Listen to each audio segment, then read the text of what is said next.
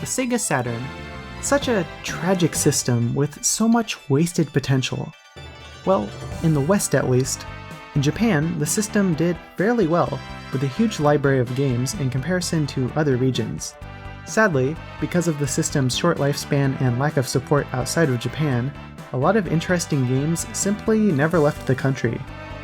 Officially at least. Thanks to the efforts of hardworking individuals making unofficial fan translations, the Saturn's library of English games has somewhat increased over the years. One such game to get a fairly recent English patch is Zanma Cho Ogi, Valhallion, a game released in Japan in 1998. Now, you may know 1998 as the year the Saturn breathed its last breath in most other regions, so it not getting an official English release back in the day is pretty understandable.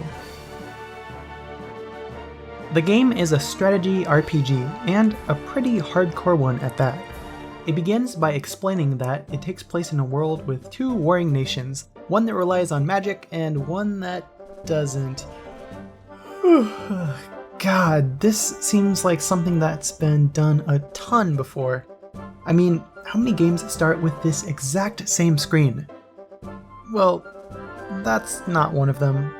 Why is that even there? Just believe me when I say a lot of lower quality RPGs start exactly like this one. Well, it's not too long before you get to your first battle, with the hero and two girls facing off against four monsters on a small battlefield in the forest. The cool thing you'll notice is that when you attack an enemy, you'll see a 3D render of the fight, which is kinda reminiscent of Shining Force. The battle ends, you see more of the story, then move on to another battle, this time in a small town being attacked by more monsters. You'll notice this battle goes on for a bit longer than the previous one, though that's to be expected. So far, it's nothing revolutionary, but gameplay-wise, feels promising. Anyway, after finishing the second battle, again, you'll see more of the story, get to do a bit of shopping, and move on to the third battle, which is a return to the forest setting. Now, here's where you finally see the game's true nature.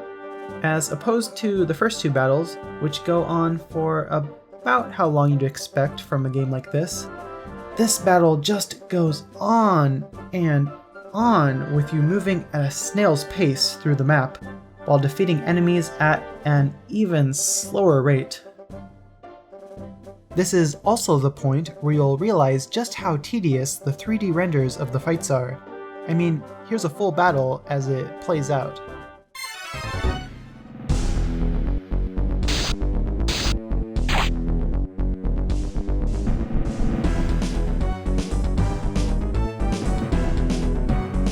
Okay, and here's if you turn off said animations.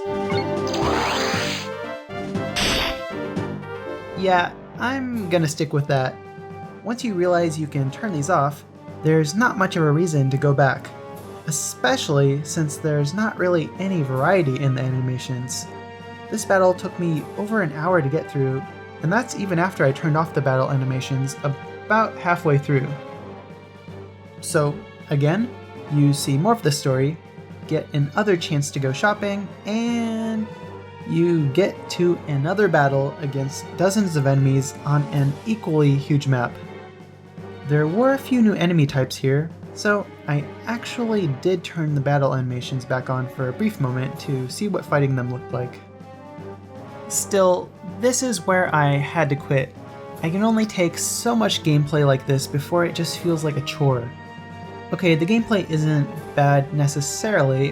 In fact, I am sure there are fans of strategy RPGs who love it when battles go on for over an hour. But I consider myself a fan of the genre, and it's just too much for me. I need more breaks in the action. Sure, if it's the final battle in the game, or an occasional important battle in the story, fine, make it take that long. It feels more important that way.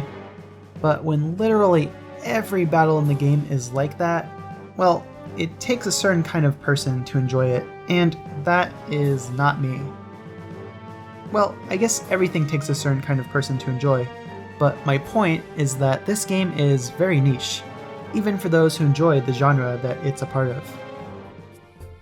Okay, but what about the translation? That is what started off this whole video. Well, it does a perfectly fine job of portraying the game's story, feeling like something you would have seen from an officially released JRPG in 1998. So in that area, there are no problems. I salute the people who put in the work to get this thing out in English. And I don't mean that sarcastically. It's cool when any game gets an English patch, regardless of if it's a bona fide classic or not. Anyway, if you're a diehard fan of 32-bit RPGs, go ahead and give Valhalla a try. There's a chance you'll get fed up with it, like I did, but there's also a chance it's exactly the kind of grind you're into.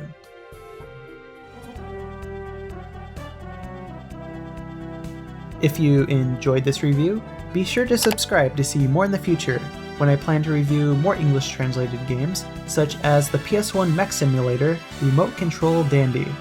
Hey, you might even like some of my other stuff too. Anyway, with that said, thanks for watching The Legend of Games.